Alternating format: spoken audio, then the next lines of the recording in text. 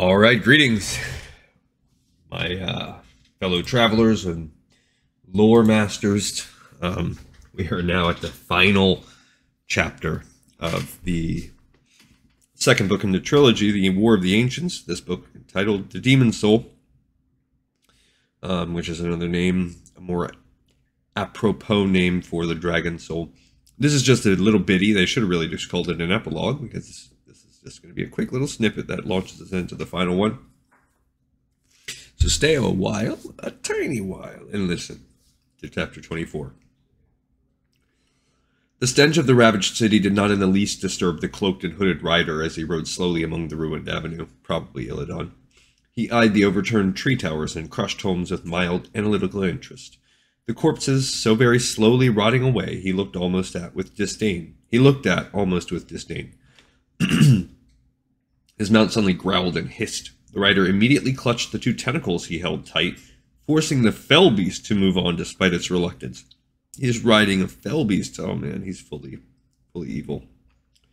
When the huge demonic hound did not do so at a sufficient pace, the rider unleashed a wave of black energy that, instead of feeding the vampiric creature, filled it with awful pain.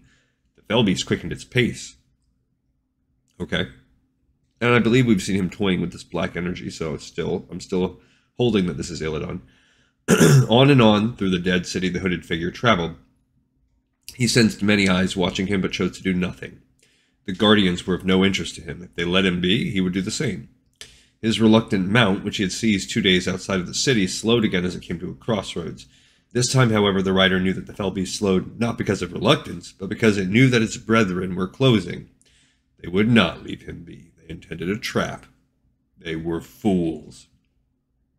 The three Felguard charged him from in front. With their brutal horned visages and blazing weapons, the giants presented a formidable sight, but they were not, he knew, the true threat. From the ruins on each side of him, a fell beast eagerly leapt at the supposedly distracted prey. Their tentacles reached out hungrily as they prepared to feast on this naive spellcaster. He sniffed, disappointed with their ambush. With one quick tug, he tore a tentacle from his mount, ensuring that it would understand not to join the effort. As the fell beast howled, he tossed its appendage at the three warriors. The bloody tentacle stretched out as it flew at the trio, turning into a sinewy noose that snared all three around the waist. Don't think that's how nooses work, maybe more like a lasso. The bestial warriors tumbled forward, ending in a pile of limbs. Even as the tentacle left his hand, the rider glanced at the fell beast coming from his right. The demon suddenly howled and burst into flames. It dropped several yards short, its burning corpse quickly adding to the thick odor permeating the area. The second monster collided against his mount. The new fell beast's tentacles adhered to the chest and side of the rider, and the creature began to feast. Rather than devour the hooded figure's magic, however, the fell beast instead found itself feeding its prey. It frantically tried to remove its suckers from his body, but he would not permit it to do so. The fell beast began to shrivel, its skin sagging on its very bones. A creature of magic, it was almost entirely composed of energy that the rider now absorbed. In but a matter of seconds, the deed was done. With a mournful cry, the tattered fell beast collapsed in a mangled heap. The rider plucked the still adhered tentacles from his torso, then urged his frightened mount on, without another glance at either the dead hounds or the struggling Felguard. He sensed others near, but no one else had the audacity to bar his way. With the path clear, it did not take long to reach his goal, a tall, gated wall upon which dour night elven soldiers glared down at him. Reaching up, the rider removed his hood. "I come to offer my services to my queen," Illidan shouted, not to the guards, but rather to those well within the palace itself. "I come to offer my services to my queen and to the Lord of the Legion." He waited, expression unchanging.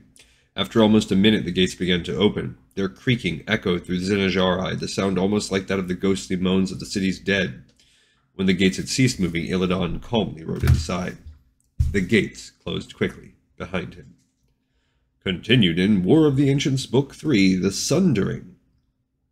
Because we know in that one, the Well of Eternity is sundered, as is the land itself. All of Azeroth is sundered into the continents that we know today. That's not even ominous that this happened, because we know that we've been getting here the whole time. It's one of those things where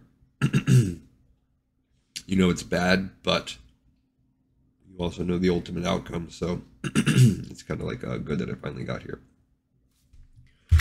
If we press forward, you see the about the author. I believe this is the exact same thing as last time, just glancing through it, so I'm not going to reread it. And that's it. We finished the second book. You guys that have been along this journey with me, thank you. If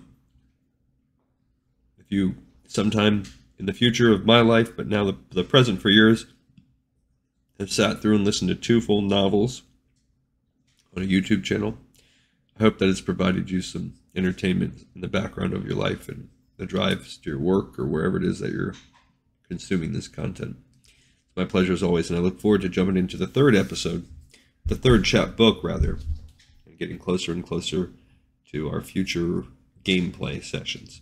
See you on the next episode of Lore Warcraft. This one is in the pipe 5x5.